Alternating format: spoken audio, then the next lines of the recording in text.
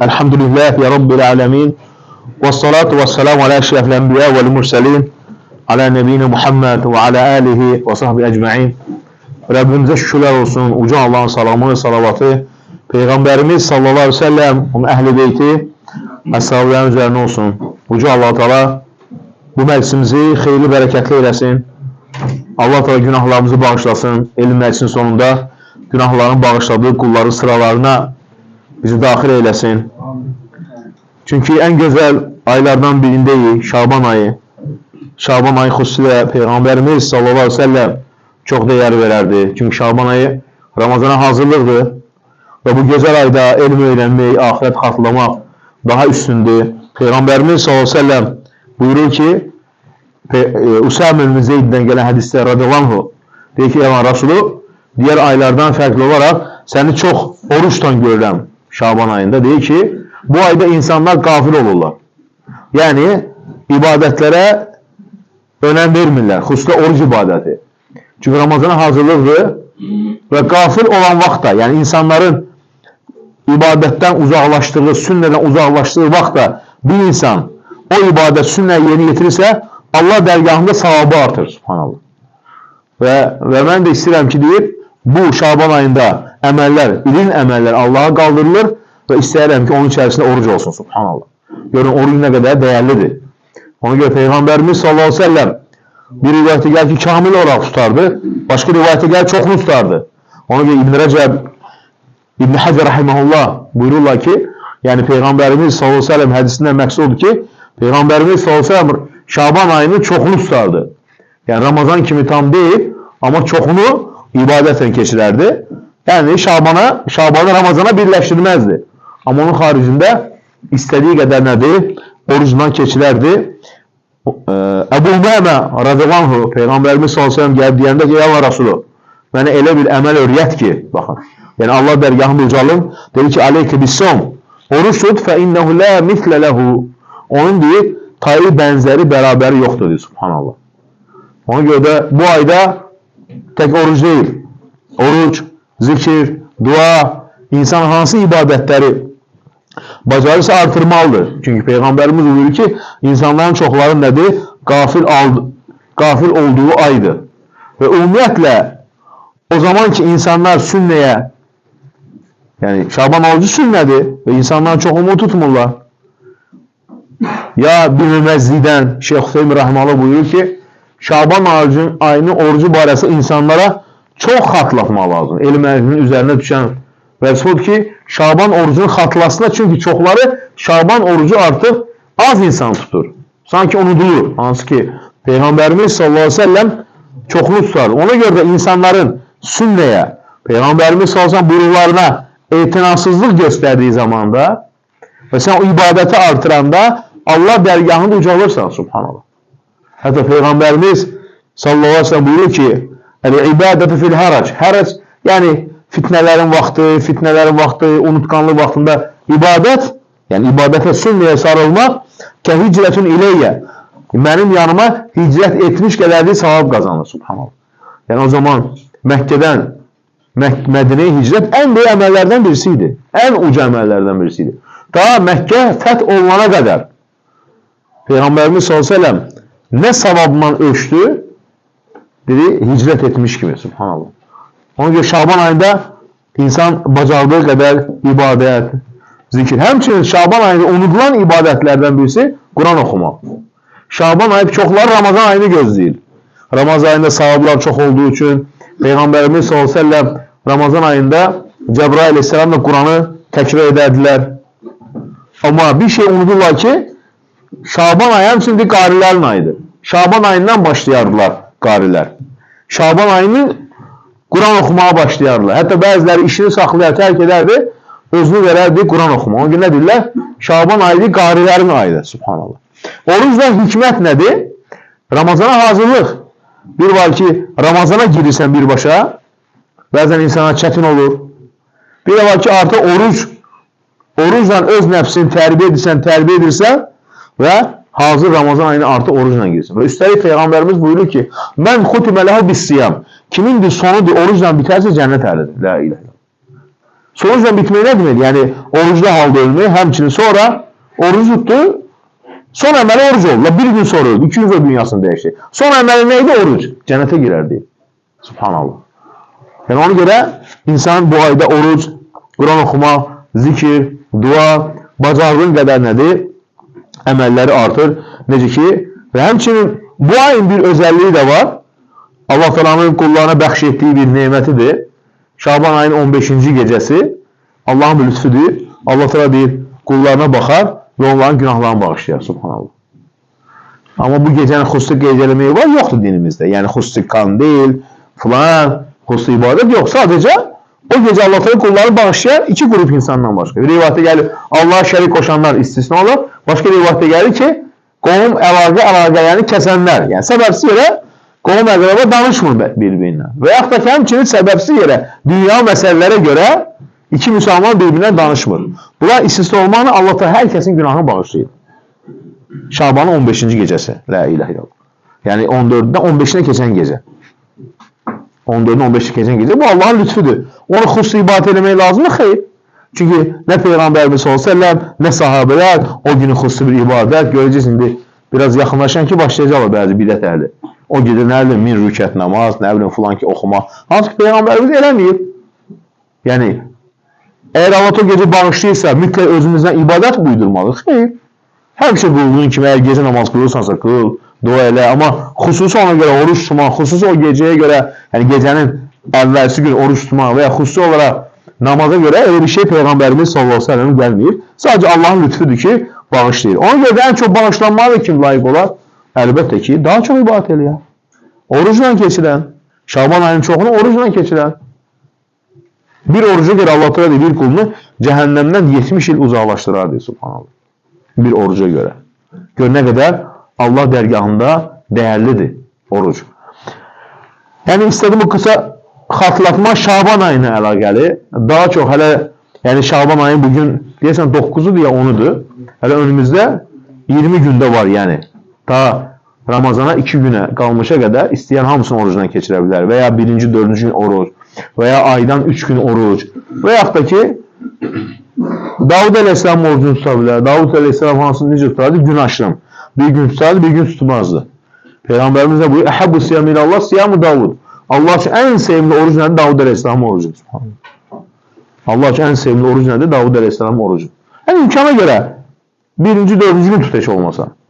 Həm 1-ci, 4-cü orucu sayılır, həm Şaban ayını orucuna keçirmirsən və bir də kimlərinsə qəzaları qalıbsa, elə məhz Şaban ayında qəzalarını bitirsin. Xüsusilə misal üçün Ayşə anamızdan gələn rivayətdə Ayşə anamız Ramazan qəzalarını eləyə bilmir Peyğəmbərimizə xidmət etdiyi üçün. Onları saxlayanı Şaban ayında qəzaları tutardı. Yəni o qadınların ki, əgər Ramazandan qəzası qalıbsa, elə Şaban ayında keçirir qəza niyyəti ilə və üstəlik həm bir də nə savab qazanır, həm qəza, həm də Şaban ayında orucla keçirir. Yəni xeyr üzərinə xeyr. Allah təala bizləri müvəffəq olanlardan eləsin. Deyir ki, axirətin tərəsi, gözəl bir mövzu var, istədim sizlərlə bölüşüm. Allah təala buyurur, Ə'la surəsində, axirət daha xeyirli və daha qalıcıdır. Deyirlər ki, axirətin tərəsi, subhanallah. Yəni, Allah təala bizlərə ölçü verir, nə ilə ölçək? Bu əslində bu ölçüdür. Axirət daha xeyirli və daha qalıcıdır. Bu ayəni tam anlasaq, mömin üçün bu ayə nədir? Bir ümid işığıdır. Mömin üçün qaranlıqda bir çıraqdır. Dünya fitnələrə qarşı, müsibətlərə qarşı, qəm-kədərə qarşı, subhanallah. İnsanların çoxu bir davamlı kədər və sıxıntı içində yaşayır. Dərd və narahatlıq onları tərk etmir. Niyə görə? Çünki elə zənn edirlər ki, bəzi dünyavi qazanc və imkanlardan məhrum qalmaq onları bu həyatda səadət və sevincdən uzaqlaşdırır. Ölçü yanlışdır. Nə ilə ölçür? Bu dünyanı ölçür. La ilahe illallah. Əgər axirətin tərəzisi ilə baxsaydılar insanlar və xüsusən möminlər, həqiqi səadətin, xoşbəxtliyin Allahın razı qazanmaqda olduğunu bilərdilər. Yəni, qiyamət günü tərəzilərin ağır gəlməsində və əbədi rahatlıqda olduğunu anlayardılar. Elə bir rahatlıq ki, ondan sonra nə bədbəxtlik var, nə əzab var, nə də çətinlik var. Amma ölçü nədir? Yanlışdır. Subhanallah. Amma Allah bizlərə bu ayəni ölçü verir. Yəni bugün insanların vəziyyətə baxan hər kəs ümumi bir narazılıq, şikayət, diləkləmə halını görür. Hər kəsdə bu var. Hamımızda var. Hətta bəzimiz özümüz üçün qədər də biçirik. Mən daha buna layiqəm deyə öz-özümüzə hələ qədər də biçirik. La ilahe illallah. Yəni bir çoxlar görsən yaşadığı həyatla razı deyil. Bu hal deyil, razı olmamaq insanların baxın davranışına, psixoloji və hətta fiziki sağlamlığına da təsir göstərir. Mübahisələr artır, münasibətlər körlanır, ruhi və bədən xəstəlikləri çoxalır. Bunun əsas səbəbi insanların həyatı, yəni bu dünya həyatı yanlış ölçü ilə ölçmələridir. Allahın buyurduğu ölçüdən kənara çıxdıqları üçün. La ilahe illallah. Bəzən dünya malı, maddi istəklər bu ölçünü pozub.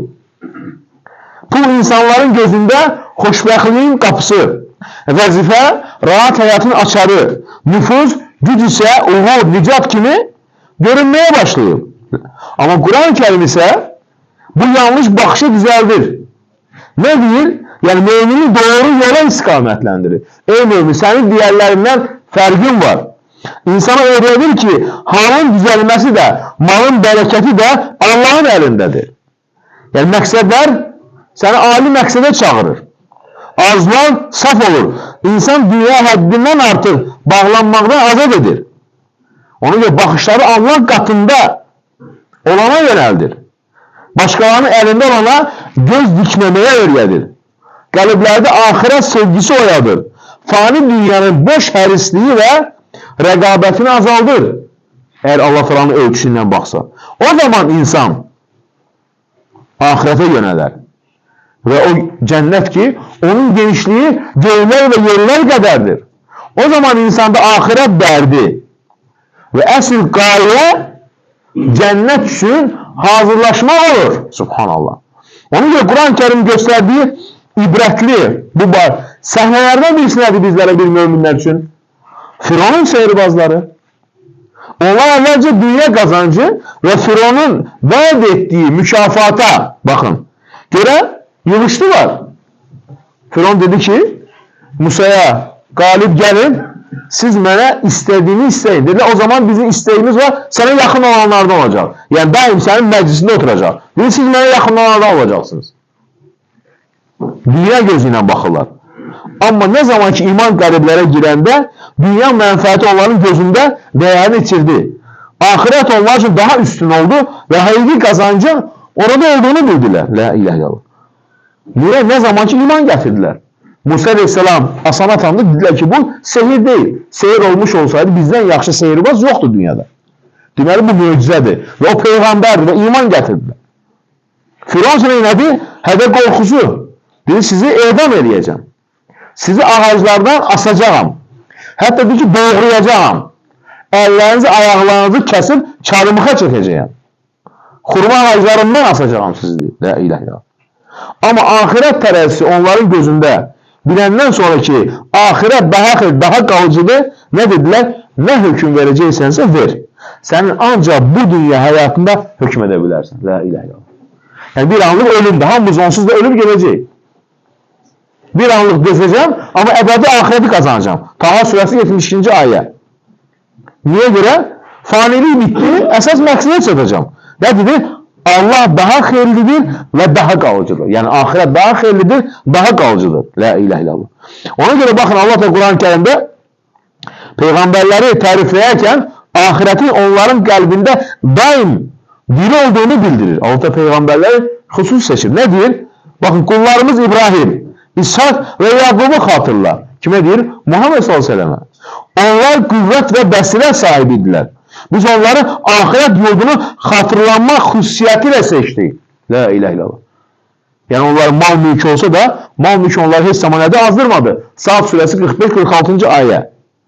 Ona görə, baxın, Peyğəmbərimiz s.ə.v dünyaya baxışı fərqli idi. Dünya heç bir şey onu üzməzdi. Baxın, sünnədə gəlir, səhih-i Tirmizdə gəlir. Bir dəfə bir qoyun kəsildi. Və əti yoxsullara payladı Peyğəmbərimiz s.ə.v.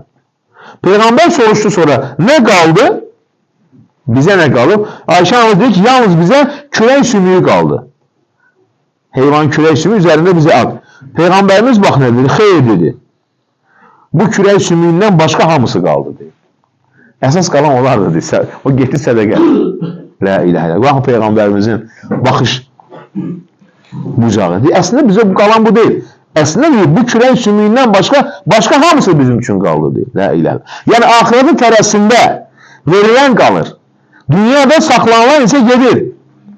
Budur doğru ölçü. Sağlam meyar budur. La ilahə illallah. Yəni əməllərin düzgün tərəsi. Çünki Allah qatında olan daha xeyirli və daha qalıcıdır. Ona görə Quran-ı Kərim ayələri müminlərin qəlbində axirət hissini oyadır. Bu hiss onların sözlərinə, əməllərinə yön verir. Subhanallah. Duyğuları, istəkləri düzəlir. Axirət onların həyatında canlı olur daim. Qorxu və tərəddüd ürəklərdən çıxır. Xüsusilə çətinlik, mübarizə və hər bir məsələlərdə möhkəmlənir. Çünki nəyə görə? Faniyik burada. Axirət daha xeyirlidir, daha qalıcıdır. La ilahə illallah. Altına buyurdu Nisa surəsində, dünya malı azdır. Axirət isə təqva sahibləri üçün daha xeyirlidir. La ilahə illallah.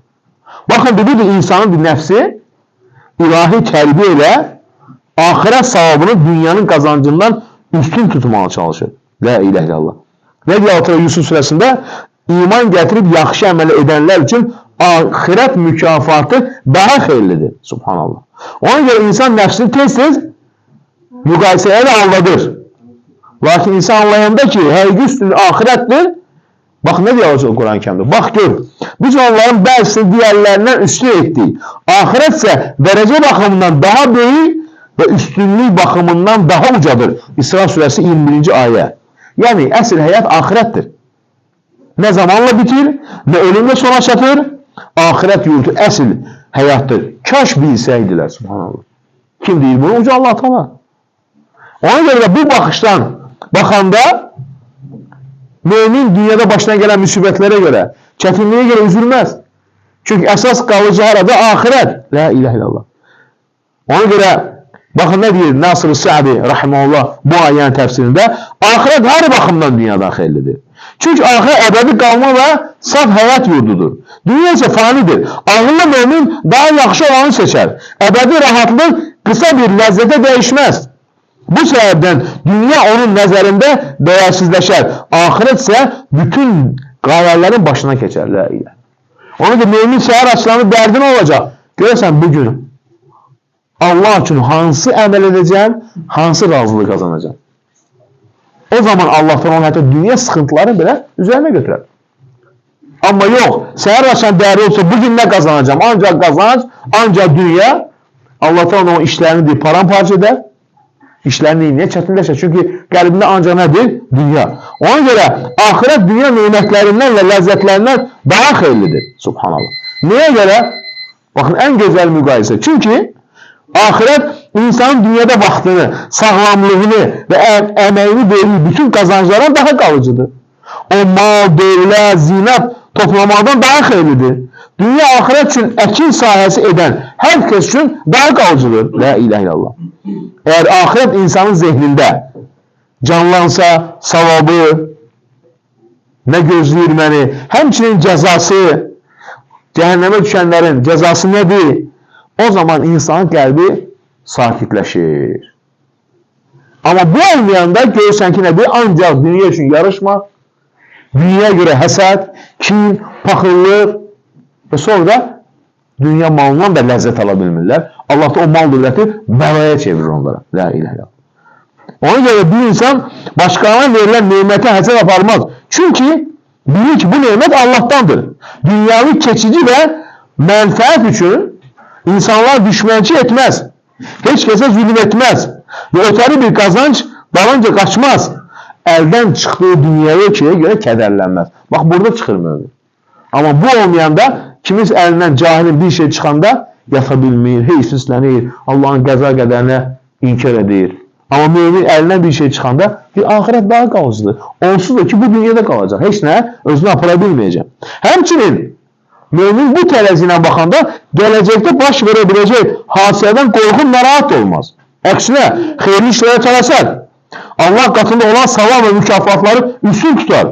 İnsanlarla münasibətdə isə ahirətə dərəcəsini yüksəldən ali dəyərlərə görə yarışar. Dünyaya görə yarışmaz.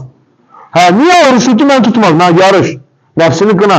Niyə filan kəs Şaban'da çox oruç tutdu, mən tuta bilmədim? Niyə ki filan kəs çox Quran oxudu, mən oxuya bilmədim? Bununla ölç. Amma filan kəsin yeni malı var, filan kəsin filan şeyi var. Bununla ölçmə. La ilahe illallah. Ona görə mümin nədir? Allahın onun üçün yazdığı qismətə razı qalar, qəlbi rahatı tapar, gələcəkdə baş verəcək ilahi təqdirlərə görə təvəkkül edər, gələcək Allah'ın bilmir nə olacaq gələcək. Və Allah haqqında daim gözəl zənd olar ki, Rabbim verdiyi neymətdir, aldığı da neymətdir. Çünki alıbsa öz mülkündən bir şey alıb. Mən mülkün sahibi deyiləm ki. Mən də Allahın bir mülkiyəm. İstədiyini Allah ne edib? Öz mülkündən alır. Sağlamlıq Allahın neymətidir. İstəyəndən alır. Və yaxud bir şeyin imtihana çəkir. Ona görə mümin baxdı, bu baxışını neyləməlidir? Təzələməlidir. Dünyaya baxışını. Subhanallah. Həmçinin baxın, Allah Teala bizləri həmçinin neyi buyurur? Yəni Quran-ı Kerimdə olan müminin həyatını düzəldən bu tövsiyələr. Deyir ki, həmişə mənfi düşüncələrini azalt. Mənfi düşüncələr tərk elə. Müminə yaraşmaz. Mənfi düşünəcək. Ay bədbəxtlik baş verəcək, ay mən xəstələnəcəm, ay işim alınmayacaq. Ancaq pis düşünmək. La ilahe illallah. O din müminə yaraşmaz. Əksinə, mənfi düşüncə insanı acizliyə aparan bir qapıdır. Baxın. Bu düşüncə insanı hər işdən soyudur. Fikrini zəiflədir. Sanki daha heç nə edə bilməyəcəyinə inandırır. Və bu şeytanın ən böyük silahıdır. Daim mənfi düşünmək. Belə insan hələ sağ ikən özünə mən bacaramaram hökmü çıxardır. Subhanallah. Və bu hal insan tez-tez uğursuzluq qorxusuna salır. Ruhdan düşür. Həyatdan mənfi baxmağa vadırır. Əksinə mümin mənfi baxmaz. Hər şeydə xeyri var. Allah həmd olsun. Amma daim mənfi düşünənlər heç zaman nədir? Uğur qazana bilmirlər. La ilahe illallah. Ona görə düşün, güc səndə deyil. Allah'ın verdiyi imkanlardadır. Sen çalış, səbəblərə sarıl, nəticəni verən kim? Uca Allah. Subhanallah. Bak, hatta müasir psixologlar deyirlər ki, insan öz düşüncələrinin məhsuludur. Bunu dinimiz buyurur. Yaxşı düşün deyə. Bu müasir psixolog deyir. Yəni insan necə düşünürsə, həyatda ona uyğun formalaşır. Onun fikirləri, inancları, hissləri və həyata baxışı, davranışları birbaşa təsir edir. Bunu dinimiz buyurur. Peygamberimiz ne diyor? Tefa'alu bil hayr. Daimi güzel düşünün. Müsbet düşünün. Güzel zende ol. Allah bana isteğini verecek. Bu sıkıntıdan çıkış yolu verecek. Bu hastalıktan sağlamlık verecek. Subhanallah. Ama kim ki menfi düşünceni hayat tarzına çevirir, zayıf, ruhdan düşmüş, hatta ibadetlerden beri soyuyor. Onsuz da Allah mənə bağışlamayacaq. Şeytan bu tərəfdən yaxınlaşır. Onsuz o qədər günahlarım var ki, bağışlamayacaq. Nədir? Get elə günahlara. Baxın, bu günah edənlərin çoxuna. Bilsə, nə bu günah etsən? Deyək, usta günahlarım çox, Allah mənə bağışlamaz. La ilahe illallah. Şeytan gör hardan Allah'dır. Niyə? Allah'a qarşı gözəl zənni yoxdur. Daim pis fikirləşir. Daim mənfi düşünür. La ilahe. Amma müsbət düşünən insan kiçik olsa belə o işində uğur qazanacaq. Maneləri aradan qaldıracaq. Subhanallah. Və belə insan Allah'ın ona verdiği paydan razıdır. Həyatda aktiv olur. Çünki ahiret üçün çalışır. Ümidlidir. Subhanallah. Ona görə müsbət düşünce değil, sadece his değil, qərardır. Birçok şeylərdə qərar verir. Ona görə Quran-ı Kerimdə bizləri buna çağırır. Misal çəkir nəyi? Zulqərneyn hadisəsini. Zulqərneyn hadisəsi Kəhf surəsində gedir. İnsanlara nəyə öyrətdi? Düzgün, məsuliyyət. O bir bölgədə gücsüz, aciz bir qövmə rast gəldi. Bu insan özlərini qoruya bilmirdilər. Düşmənlərə qarşı yalnız şikayət etməklə kifayətləndilər. Yəcüc-məcüc zülmündən əziyyət çəkirdilər. Zulqərneyn onları yalnız qorumaqla kifayətlənmədi. Onları düşünməyə, hərəkət etməyə, məsuliyyəti götürməyə öyrətdi. Nə dedi? Gücünüzü toplayın, çalışın, mən də sizə kömək edim. Subhanallah. Baxın ayənin mənası. Yəni onlar dedi, mən Allah'a dua edeceğim, siz kenardan tamaşa edin değil. Hayır. Çalışın. Adım at. Aciz olma. La ilahe illallah. Ona göre de mümin Kur'an ayelerinden özne nedir? Bir netice çıkartmalıdır. Ona göre Kur'an-ı Kerim'de bakın. Her zaman Allah Teala bir insana məsuliyyətli olması, işini yerine getirmesi, hatta peygamberlere bile dəvəti peygamberler yük saymadılar. Dedi bu Allah'ın məsuliyyətidir. Demedi artık başka peygamberler var. Hayır. Məsuliyyətdən kaçmadı. Əksinə olduğu yerde təbliğ elədi, nəsihət elədi. Her bir insan da üzerine düşen məsuliyyəti var. Ailən, qonşun. Ne eləmsən sən? La ilahe illallah. Bakın Kur'an-ı Kerim'de müsbət davranış nümunəsi kimdir? Misal Süleyman peygamber. La ilahe illallah. Süleyman peygamber ordusuyla gelerken karışkanın sesini eşitti. Allah Teala ne eləmişti? Bütün canlıların dilini öğretmişti. Ne dedi? Karışka bayağı başka karışkalar diyor. Ey karışkalar yuvalarınıza girin. Süleyman ve ordusu sizi bilmeden tapdalamasın. La ilahe illallah. Yani ki bu kiçik varlık böyle məsuliyyətin hissini gösterdi. Məsuliyyəti dərk elədi. Özünü korumak için. La ilahe illallah. Teşebbüs gösterdi. Adım attı. Subhanallah. Teslim olmadı. Ona göre de mümin de böyle olmalı. Bak hususen o mümin ki Allah həmd olsun tevhid əhlidir. Subhanallah. Ve bir de esasen insanı zillete düşüren nedir? Günahlar. Ve hususen de ki bu ayda tövbe etsin günahlardan. Ramazana hazır giysin. Altıda buyurur. Zümer suresi 53. ayda. Kul ya ibadiyellezine esrafu ala enfusihim. La taqnatu min rahmetillah. İnnallah yaghfiru zunuba cemi'a. İnnehu huvel gafurur rahim. Ey özlerine zulmetmiş kullarım.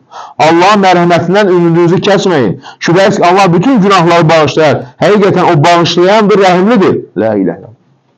Eğer senin kalbinde darlık varsa, kalbin sıkılırsa, ruhuna naraşçılık varsa, hayatın çetinleşirse, nimetlere həzz ala bilmirsənsə, deməli hansısa günahlarda ısrar edirsən.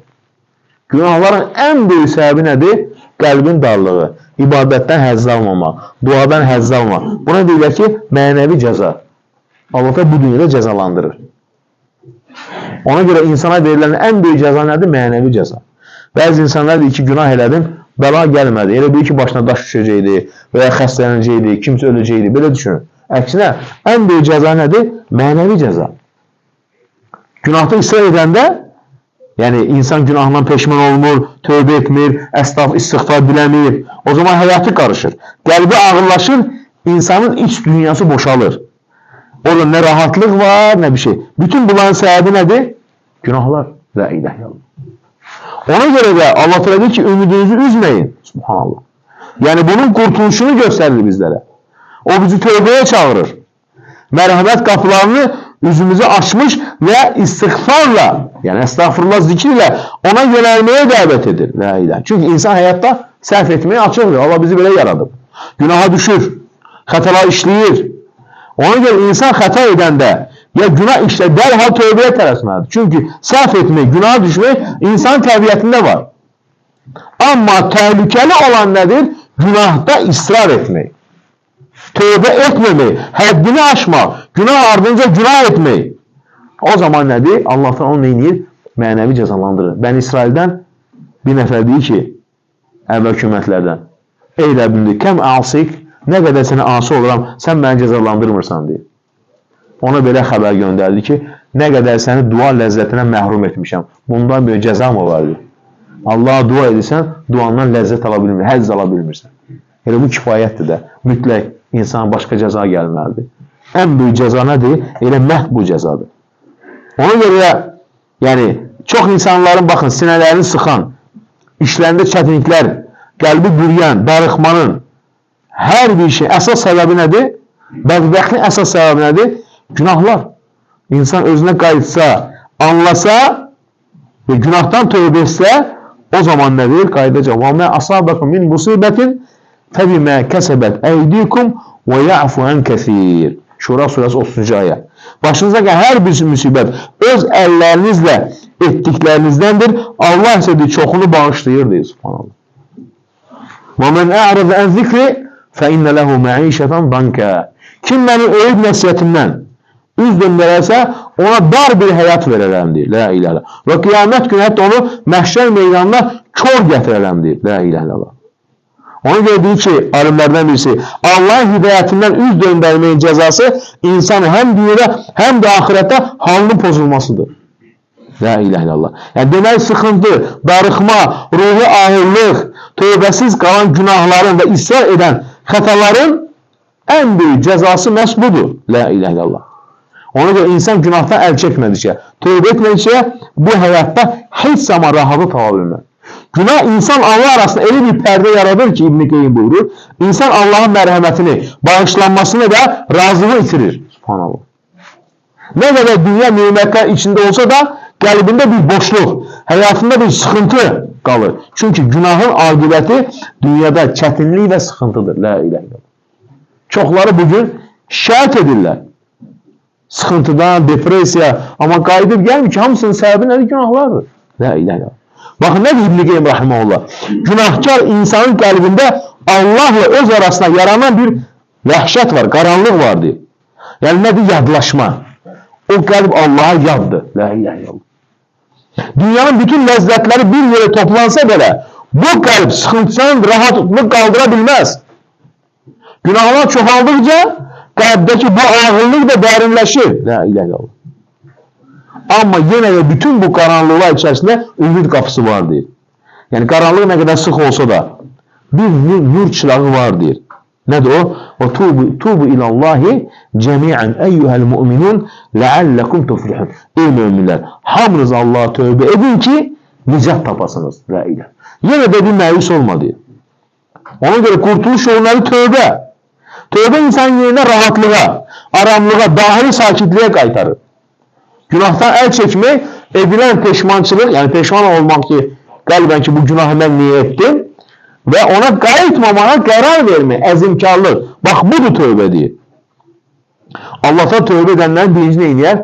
Qəlbini deyir, rahatlaşdırar deyir. Bağışlayar və günahları savaba çevirər. Fəuləikə yubəddilullah seyyiətihim həsənət deyir. O kəslər ki, Allah onların günahlarını belə neyniyər? Savaba çevirər deyir. Bu da Allahın nədir? Rəhmətindəndir. Ona görə də günah, israf, həddi aşan, necə də olsa yenə də ümidi kəsmə. Demək ki, Allah məni bağışlamaz. Estağfurullah sözünə gəlir, sil qürəklə deyərsən, Allah sən bütün günahlarını bağışlayır. Sanki anadan doğulmuş uşaq kimi olarsan. Və buna deyilə ki, Allah'a qarşı gözəl zəndə olmaq ki, Rəbbim bağışlayandır. Yoxsa ki, Rəbbim məni bağışlamayacaq, o zaman nədir? Əlbəttə bağışlanmayacaqsın. Ona görə ümidini itirmə. Özünə ağır hökm vermə. Qapını deyil, çünki o qapı deyil, bağlı deyildir. Bəzilər özünə hökm verir, artıq mən bağışlanmayacağım və bununla da nədir? Məhv olub gedir. Bir daha nədir? Qayda bilmir. Və əlbəttə ki, günah ardınca günah və s. və bir gündə ölüm gələndə, ölüm də onu neyniyir? Qəflət içərisində yaxalayır. La ilahe illallah. Ona görə də yəni, mömin daim bir şey bilməlidir. Həmişə ümidli ol, gözəl düşün, yaxşı əməllər Allah üçün elə, mənfi düşüncələrdən uzaq dur, günahdan uzaq dur. La ilahe illallah. Yəni, qəlbini hər zaman neynə? Təmizləməyə çalış. Nədən? Kindən, həsəddən, kin-küdurətdən, insanlara qarşı, yəni qəlbində olan bu mənfi düşünləri nədir? Təmizlə. Kin, həsəd. Və bir də ki, bugün qardaşlar da toxundum, bu mövzu çox önəmli mövzudur. İstədim sizlərlə bir neçə bu barədə danışım ki, həqiqətən də yəni düşünün, zamanımızda göz dəymə çoxalıb, insanlar həsəd. Heç kimsə bir-birinə bərəkət duası oxumur. Hətta müsəlmanlar arasında başlayır. Deyəndə ki, misal üçün, yeni paltar, demir ki, Allah bərəkət versin. Birini soruşur, hansı pulunu aldı, hardan aldı? Bir deyinə ki, Allah bərəkət versin, sonra soruşarsan, hardan aldın? Göz dəymə, həsəd, kin, cadukarlı, sehirbaz artıq. Bu da nədir? İmanın zəifliyindəndir. İmanın zəifliyidir ki, şeytanlar da o falçılar vasitəsilə insanları neyinlə? Allahdan uzaqlaşdırır. Ona görə ən gözəl çıxış yolu nədir? Baxın, bir neçə fayda deyim bu barədə. Əl-Bəqərə surəsi. Əl-Bəqərə surəsini çalışın, gündə bir dəfə oxuyun. Heç olmasa gündə 5 səhifə oxu. Heç olmasa həftədə bir dəfə oxu. Heç olmasa ayda bir dəfə oxu. Oxuya bilmirsənsə, heç olmasa oxumağa öyrən. Nə zamana gələcəksə mən Quranı oxuya bilmirəm üzündə. Baxın, Əl-Bəqərə surəsi nə deyir Peyğəmbərimiz sallallahu əleyhi və səlləm? Bərəkətdir deyir. Tərk etmək peşmançılıqdır və sehirbazlar ona qalib gələ bilməzlər deyir. La ilahe illallah. Əgər ailəndə, evində, işində, ruzunda, evladlarında bərəkət istəyirsənsə, Əl-Bəqərə surəsindən sarıl. Hər gecə oxu. 5 səhifə, 10 səhifə. Bacarırsan çox oxumağa. Gündə bir dəfə alimlər var ki, səhər axşam bitirirlər. Səhər bir dəfə oxuyur, axşam bir dəfə oxuyur. Səhər bir dəfə oxuyur, axşam bir dəfə oxuyur. Subhanallah. Çünki nəyə görə? Əl-Bəqərə oxuyanda insanın qəlbi rahatlır. Rahatlıq hər o günə gəlir. Ruhu gözəlləşir. Üzü gülərdir. Vaxtı bərəkətlənir. Qəlbi diri olardır. Bütün bu xeyirlər Bəqərə surəsini oxumaqla gəlir. Necə bunu tərk edə bilərsən ki? Çünki Peyğəmbərimiz buyurur ki, əxduhə bərəkətun, bərəkətdir deyir. Baxın, nə deyir bir nəfər olmuş hadisə? Deyir, mənim hekayəm Bəqərə surəsinə bağlıdır. 3 dəfə evləndim, hər dəfə boşandım deyir. Qadın danış, hamilə qala bilmədim, boşandım deyir. Sonuçta yenə evləndim deyir. Amma bu dəfə deyir, Əl-Bəqərə surəsi oxumağa başladım deyir. 3 il keçdi, Allah şükür olsun ki, Allah təala mənə elədi, evlad verdi deyir. Hansı ki, demişlər ki, heç zaman sənin evladın olmayacaq. La ilahe illallah. Çünki nə deyir Peyğəmbərimiz? Əl-Bəqərə surəsində bərəkətdir. Bərəkəti hər şeydədir. Ailədə, evlilikdə, ruzidə, evladlarda, subhanallah. La ilahe illallah.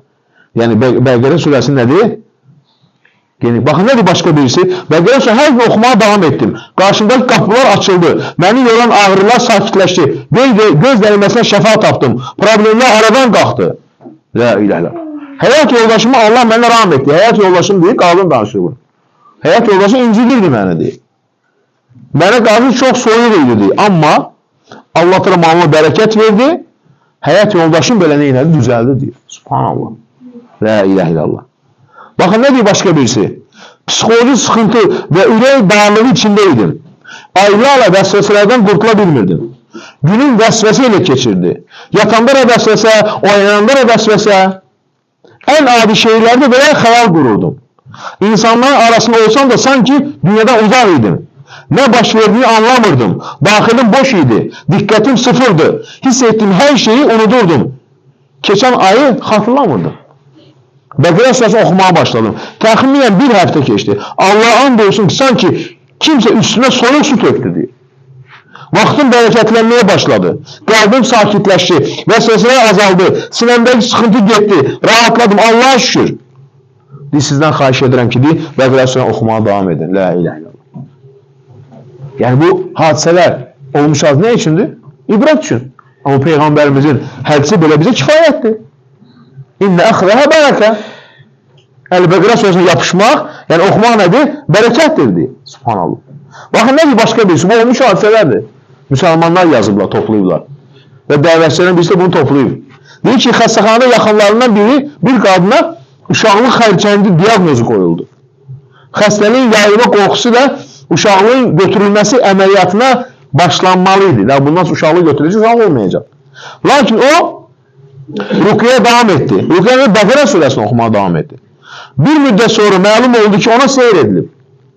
Allah'ın lütfü seyir aradan qalxdı və heç əməliyyata ehtiyac olmadı. La ilahe. Bəzən seyirlə, cadu ilə insanları nə edirlər? Xəstələndirirlər. La ilahe illallah. Baxın, nə deyir başqa birisi? Yaxınlarından biri tanıdığım bir qadın çətin şəraitdeydi. Çox problemləri var. Çıxış yolu tapa bilmirdi. Sonra dua etmeye başladı. Əl-Bəqərə surəsini oxumağa davam etdi. Allah'a and olsun ki, çətin görülən işlərin çoxudur, həll oldu deyir. La ilahe. Çünki nədir? Bərəkət var. Başqa nə deyir? 3 arzum var idi. Arafa günü Allah'tan dua etdim. Dualarım qəbul oldu. İndi gələn ilin Arafa günü üçün hazırlaşıram. Həmçində Əl-Bəqərə surəsini daim oxuyuram. Bəlkə duaların qəbul olmasına deyil, səbəbdir. La ilahe illallah. Baxın, başqa bir nə deyir? Bir müddət Bəqərə surəsini oxudum. Allah həmd olsun ki, lütfü ilə həyatımda bir çox işlər asanlaşdı. Ruzi artdı. Hər gün qazancım çoxaldı. Əlbəttə, yalnız Bəqərə surəsini oxumaqla kifayətlənmir. Hər gün sədəqə verirdim, valideynlərə yaxşılıq edirdim, namazı vaxtında qılırdım. İmkanım çatdığı qədər insanlara əl tuturdum. La ilahe illallah. Ona görə Bəqərə surəsi nədir? Mucizə. Çalış, həftədə heç olmasa bir dəfə oxumağa çalış. Baxın, başqa birisi nə danışır? Olmuş hadisə. Gecələr şiddətli ağlamaqdan başıma güclü ağrılar gəlirdi. Qorxulardan. Bu hal uzun müddət davam etdi. Hətta ən yaxın insanlarım da məndən bezmişdi. Qəm, kədər, xəstəlik, yoxsulluq içində idim. Ümidsizlikdən ölümü belə arzulayırdım. Amma Bəqərə surəsini oxumağa və dua etməyə davam etdim. 6 ay sürdürdüm deyir. Biz bir gün oxuyan kimi nəticə gözləyirik. Davamlı oxu. Olsa oxumağa bərəkətdir. Allah şükür olsun ki, bunun təsirilə psixoloji vəziyyətim düzəldi. Ruh halım dəyişdi. Daha sevincli və cəsarətli oldum. Bir iş tapdım. Dualarım qəbul oldu. Hansı əməllər mümkünsüz görünürdü. Allah həmd olsun deyir. Bəqərə surəsi başdan başa bərəkətdir. Bunu Peyğəmbər xəbər verir. La ilahe illallah. Fatihə ilə başlayırsan, sonra Bəqərə surəsini oxuyursan, o zaman deyir, onun gücünü həyatında nədir? Görürsən. La ilahe illallah. Baxın, deyir ki, qadınların birisinə tövsiyə etdim ki, Bəqərə surəsini hər gün bir oturuşda oxu. O 5 gün sonra Bəqərə surəsini oxuyarkən deyir, bir yuxu gördü deyir. Dedi, sənin evində nədir? Yəni evimdən deyir, pis yuxu görür və evimdə sanki deyir, nəsə evimdən çıxır deyir. Görkən bir əybəcər bir şey yanında bir balaları ilə. Deyir ki, biz bu evi tərk edəcəyik. Sən və həyat yoldaşın burada yaşa. La ilahe. Bu yuxu məni sevindirdi deyir. Halım dəyişdi deyir. Rahatlıq, xoşbəxtlik gəldi. Sən demədi, o gördüyüm o qorxunç şey deyir, xəstəlik, yorğunluq idi və nə elədi? Bəqərə surəsini oxuyandan sonra ailəmdən çıxdı deyir. La ilahe. Al, şəfadır Bəqərə surəsi. Neymətdir. Subhanallah. Niyə görə belə yuxun gözəl yazmaq olar? Peyğəmbərimiz belə yazır. Peyğəmbərimiz Mədinədə vəba xəstəliyi var idi. Peyğəmbərim deyir ki, bir dəfə qaradərili bir qadın görüm, saçı dağınıq halda. Mədinədən çıxmışdı, Cüfrəyə getmişdi. Səhər oyanan dilə yaxşı, nədir yuxun mənası? Bir Mədinədən xəstəliyi uzaqlaşacaq. O uzaqlaşdı. La ilahe illallah. Ona görə, yəni, Bəqərə surəsi nədir? Bir neymətdir. Yetər ki, insan nədir? Onu dilindən düşürməsin gün ərzində. Və ya gündə 5 səhifə oxu, 10 səhifə oxu. Birinci oxuyanda çətin gəlir. Məlun şeytan istəmirsən oxuyasan. Çətinləşdirir səni. Necə? Yəni, tərk elə, bəzən olur ki, insanın qəlbi daralır, sıxılır, yorğunçuq hiss edir. Çünki məlun şeytan vəsvəsə edir ki, sən nə eləyəsən? Tərk eləyəsən. Çünki bilir ki, sən onu daxım, yəni oxumağa davamlı olanda o qala bilməyəcək. La ilahe illallah.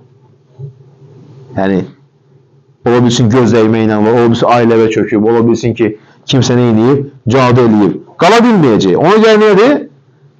Davamlı oxu, davamlı oxu. Bəzən çətin olur. Sən yenə də elə davamlı ol. Subhanallah. Yəni, bir gün oxudun, sabah çətin oldu, yox.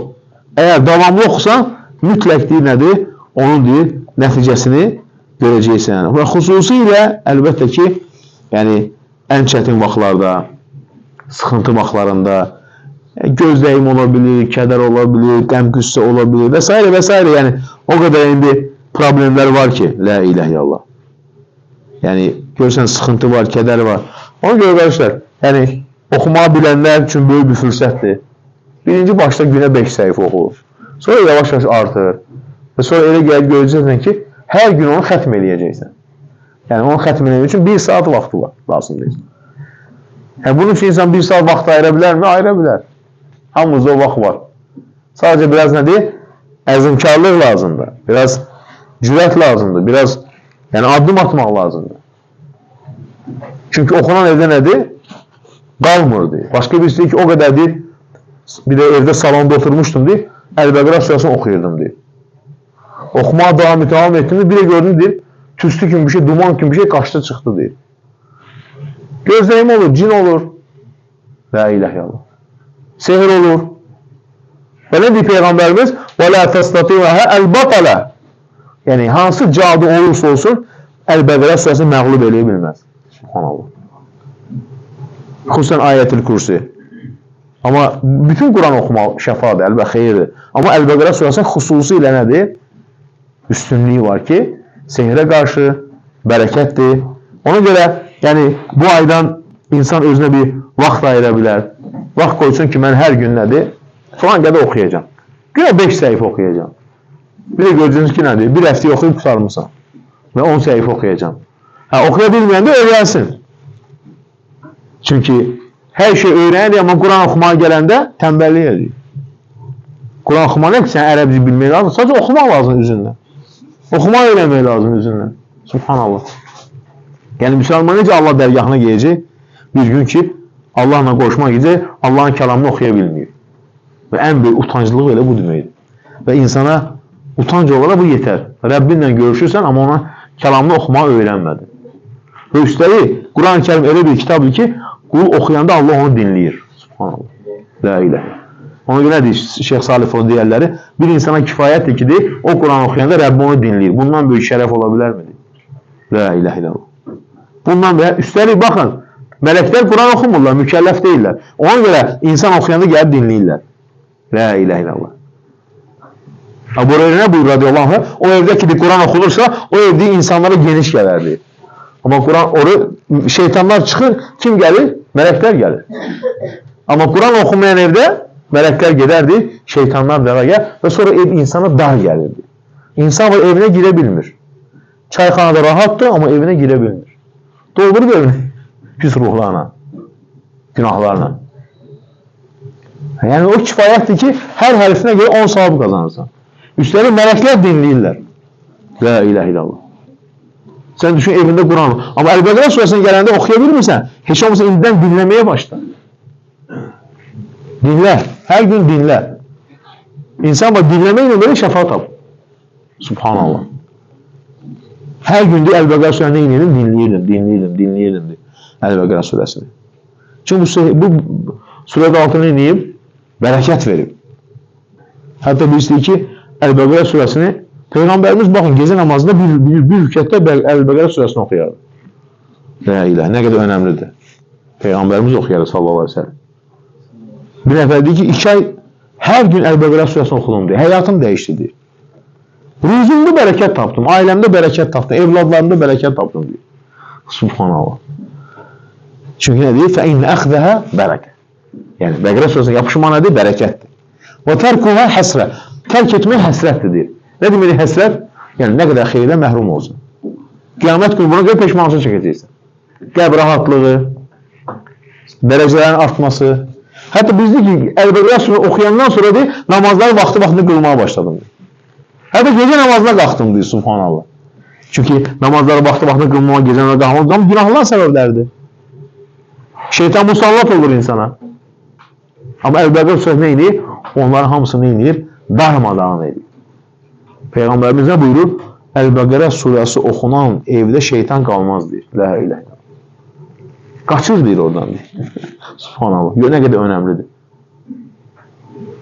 Allah təala bizləri eşidib faydalardan eləsin. Allah təala dualarımızı qəbul eləsin. Şaban ayını ibadətlə, elm öyrənmədə keçirməyi nəsib eləsin. Allah təala bu gözəl məclisin sonunda bizləri bağışladığı qulların sıralarına daxil eləsin. Allah təala bizləri bu gecə o şərəfə layiq eləsin. Hansı ki Allah təalanın səyahətçi mələkləri vardır. Onlar yer üzərində dolaşırlar, elm məclisini axtarırlar. Harada elm məclisi görəndə digər mələklər deyərlər ki, gəlin ehtiyacınız buradadır. Və onlar gələrlər ta 7-ci səmaya qədər dövrəyə alarlar qanadları ilə. Və orada olanlar üçün Allah təaladan bağışlanma diləyərlər. La ilahe illallah. Mələklər deyir ki, Allah o qulların günahını bağışlar. Gör Allah təala mələklər nə üçün yaradır? Elm məclisini təqib etmək üçün yaradır. Deməli, elm öyrənmə nədir? Allah üçün ən sevimli əməldir ki, Allah təala mələkləri bu işlə vəzifələndirir. Ta 7-ci səmaya qədər qanadlarla dövrəyə alırlar. Və bağışlanma diləyirlər. La ilahe illallah. Subhanallah. Bundan bir şərəf ola bilər mi bilməm üçün? Xeyr.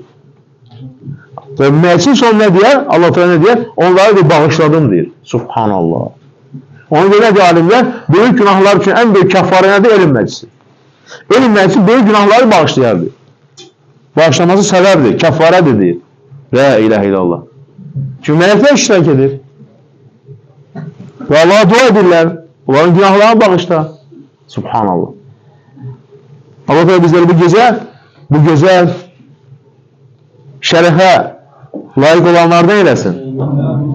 Peyğəmbərimiz bir gün geç çıxır, sahabələri görür, məsciddə oturublar. Namaz vaxtı deyil. Özü işə namazından sonra olur. Gec vaxtı. Deyir ki, burada niyə oturmuşsunuz deyir. Deyir, ey Rasulullah, Quran oxuyuruq, zikr edirik, yəni elmi müzakirə edirik. Deyir ki, Allah haqqı deyin, yəni Allah'a and içir Peyğəmbərimiz sallallahu əleyhi və səlləm. Allah üçün deyin deyir. Başqa şey üçün oturmamışsınız ki. Deyir, xeyr, başqa şey üçün oturmamışıq. Deyir ki, mən sizə inanmadığım üçün and içdirmədim. Ona görə and içdim ki, indi Cəbrail gəldi, dedi ki, Allah təala sizinlə fəxr eləyir. Kimlər önündə? Mələklər önündə. La ilahe illallah. Elməsinin dəyərinə bax. Allah təala mələklər önündə həmən qulları ilə fəxr edir deyir. Elm öyrənilər üçün. La ilahe illallah. Allah təala bir quldan fəxr edərsə, günahlarını bağışlayar. Və Allahın sevgisini qazanar, rəhmətini qazanar, bərəkətini qazanar. Bütün xeyirləri qazanar. Allah təala sənə əgər elm məclisinə müvəffəq edirsə, bu Allahın nemətilə həmd olsun Allah. Allah təala səni başqa yerdə də istifadə edə bilərdi. Başqa bir yerdə otura bilərdin və mənasız və ya mənalı. Amma Allah təala sənə elm məclisi nəsib edibsə, bu Allahın lütfüdür. Buna görə Allah həmd olsun. Və Allah təala bizləri o dərəcəyə nail olan qullarını eləsin. Allah təala günahlarımızı bağışlasın. Bizləri Ramazan ayına yetişdirsin. Şaban ayında Rəbbimiz bizləri ibadətdə müvəffəq eyləsin. Allah təala dünyasını dəyişən valideynlərimizin məkanını cənnət eyləsin. Həyatda olanların ömrünü uzun, hidayətli, bərəkətli, xeyirli eyləsin. Allah təala övladlarımızı salih qullarını eyləsin. Övladı olmayanlara salih övladlar bəxş eyləsin. Allah təala subay gənclərimizə ailə qurma nəsib eyləsin. Allah təala bu gözəl vətənimizi qoruyarkən şəhid olanların şəhadətini qəbul eləsin. Günahlarını bağışlasın. Allah təala əskərlərimizi qorusun. Soyuq, isti bilmədən vətənimizin sərhədlərini qoruyurlar düşməndən. Bizlər əmin-amanlıq içərisində rahat yataq deyə. Sağ-salamat Rəbbimiz ailələrini qovuştursun. Allah təala bu əmin-amanlıq yurdu olan vətənimizi qorusun. Kim ölkəmizə qarşı pislik, fitnə istəyirsə, Allah onları fitnəsində həlak eyləsin. Allah təala öz əzəmətli gücünü, qüdrətini düşmənlərimiz və havadarları üzərində göstərsin. Allah təala ölkə rəhbərimizi qorusun, işlərini müvəffəq eyləsin. Allah təala bizlərə gözəl sonluq nəsib eyləsin. Gözəl sonluqla bu dünyadan köçməyi nəsib eyləsin. Allah təala bizlərə Peyğəmbərimiz sallallahu əleyhi və səlləm və bərabər cənnətin ən yüksəyi olan Firdevs cənnətində Resulullahla bərabər bir yerdə olma nəsib eyləsin. Allah təala sonumuzu gözəl eyləsin. Günahlarımızı bağışlasın. Allah təala elmimizi artırsın. Allah təala bizə hər zaman xeyir işlərə müvəffəq eyləsin. Amin.